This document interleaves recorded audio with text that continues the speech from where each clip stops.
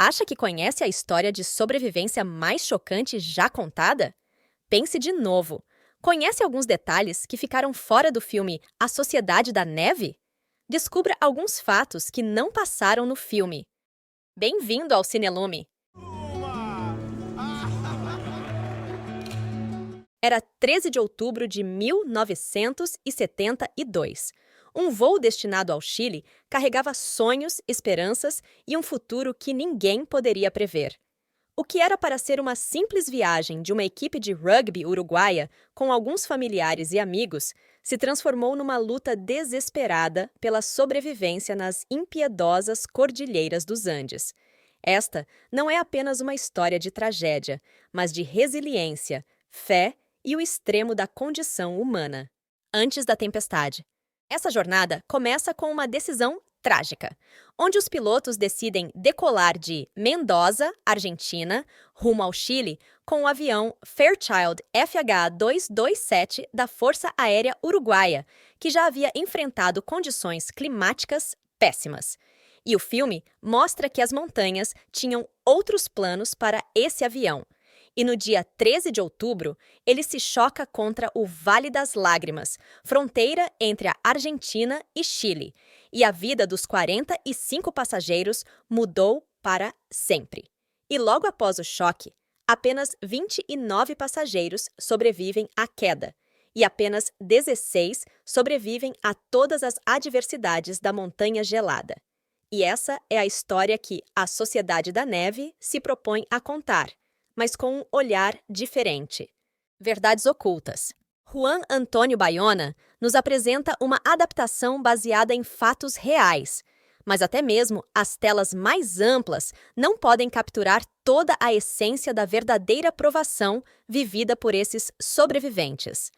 Detalhes intrigantes e momentos de profundidade espiritual foram deixados um pouco de fora, talvez por limitações do cinema ou por escolhas narrativas. A decisão na Argentina.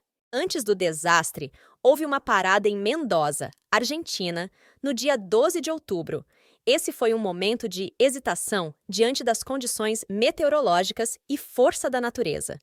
Este detalhe foi retirado do filme e serve como prelúdio para a catástrofe, mostrando que a tragédia poderia ter sido evitada. Outro ponto que podemos salientar é que os voos na época dependiam muito da habilidade dos pilotos, diferente de hoje em dia, que temos mais tecnologia e formas de navegação mais precisas.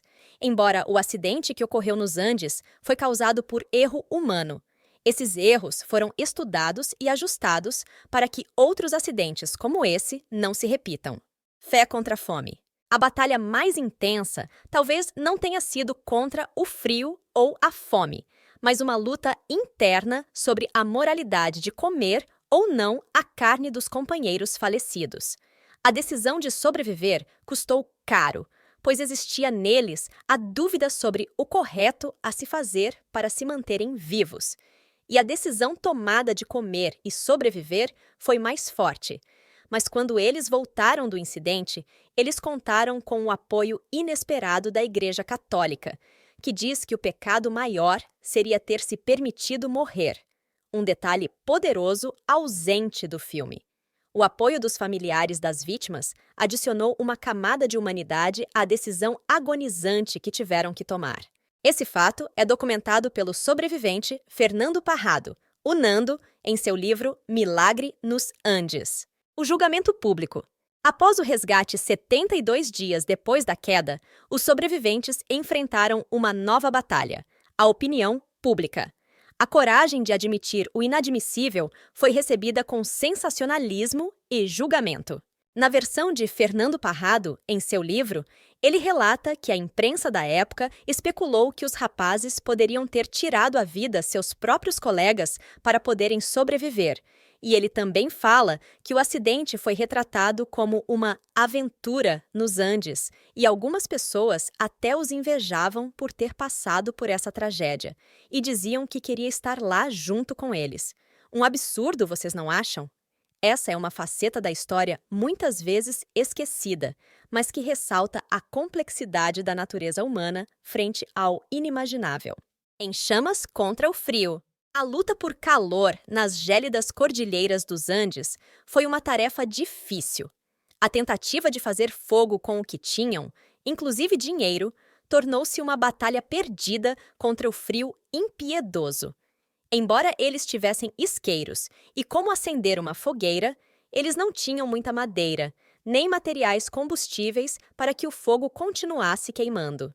Este detalhe, ausente no filme, simboliza o desespero e a determinação humana frente à adversidade, onde o valor material, representado pela queima do dinheiro, desaparece diante da luta pela sobrevivência. A estrada não percorrida. A esperança de resgate se mostrou um vislumbre enganoso quando Roberto Canessa e Nando Parrado, em uma decisão muito importante, optaram por não seguir uma estrada avistada, pois pela distância eles não tinham certeza se era uma estrada real ou uma camada de xisto, e eles acabaram indo pelo caminho mais longo. Este momento, não retratado no filme, destaca a agonia da escolha e a incerteza que acompanhou cada passo de sua jornada pela sobrevivência. A decisão de continuar pela montanha reflete a incerteza e o medo, mas também uma determinação inabalável, que mostrava que eles não iam parar. Para além da sobrevivência. O filme encerra com o resgate, mas a história de vida dos sobreviventes continua a inspirar. Roberto Canessa não apenas desafiou a morte nas montanhas, mas também buscou desafiar as expectativas em sua terra natal, concorrendo à presidência do Uruguai. Ele não ganhou, mas continua sua vida dando palestras motivacionais e se tornou médico. Sua história, marcada pela resiliência, transformou-se em uma mensagem de esperança e determinação, ultrapassando os limites do que é retratado na tela. A jornada além das telas. A Sociedade da Neve nos leva em uma viagem emocional e física que vai além de qualquer história de sobrevivência já contada.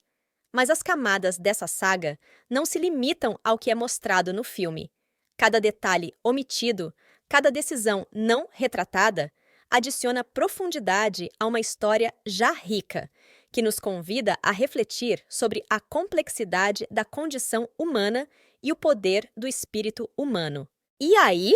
Ficou arrepiado com essa história épica de sobrevivência, fé e determinação? Você sabia que houve uma pessoa que desistiu de embarcar no voo 7 horas antes da decolagem? A gente só arranhou a superfície do que realmente aconteceu naquelas montanhas geladas. Se você conhece mais alguma curiosidade sobre a Sociedade da Neve ou tem alguma história de superação para compartilhar, solta aí nos comentários.